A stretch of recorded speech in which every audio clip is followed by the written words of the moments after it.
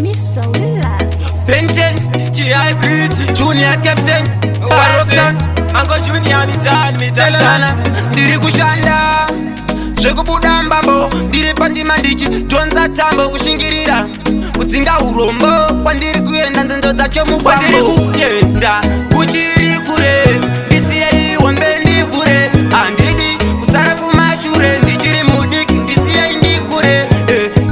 kuchiri kure ndisiyei wambe ndivhure handidi kusara kumashure ndichiri mudiki ndisiyei ndikure ndaneta kufamba muri maisha ite kuti ndisvike kuchiedza chacha. Please answer my question, chacha ndoti please me bless me. Handingagare ndiri wekusaririra nguva zizhinji nini nangotamba dziva vanenge vachitere nini vachinyawaira handidi izvozvo kwandiri kuenda kuchiri kure ndisiyei wambe ndivhure handidi kusara kumashure ndichiri mudiki ndisiyei ndikure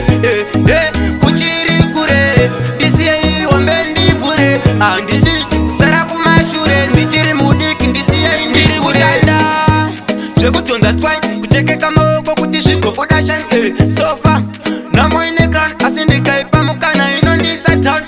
namo yachona yandionesa hore kundikika inini ndotoitwa kunge bhora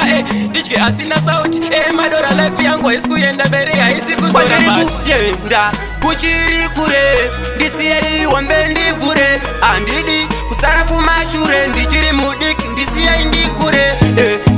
kuchiri kure ndisiyei wambe ndivhure handidi kusara kumashure ndichiri mudiki ndisiyei ndikure ndaneta kufamba muri maisha ite kuti ndisvike kuchiedza chacha. Please answer my question, chacha ndoti please me bless me. Handingagare ndiri wekusaririra nguva zizhinji nini nangotamba dziva vanenge vachitere nini vachinyawaira handidi izvozvo kwandiri kuenda kuchiri kure ndisiyei wambe ndivhure handidi kusara kumashure ndichiri mudiki ndisiyei ndikure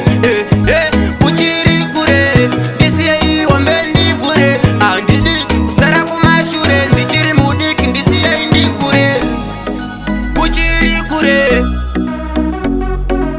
handidi kusara kumashure ndichiri mudiki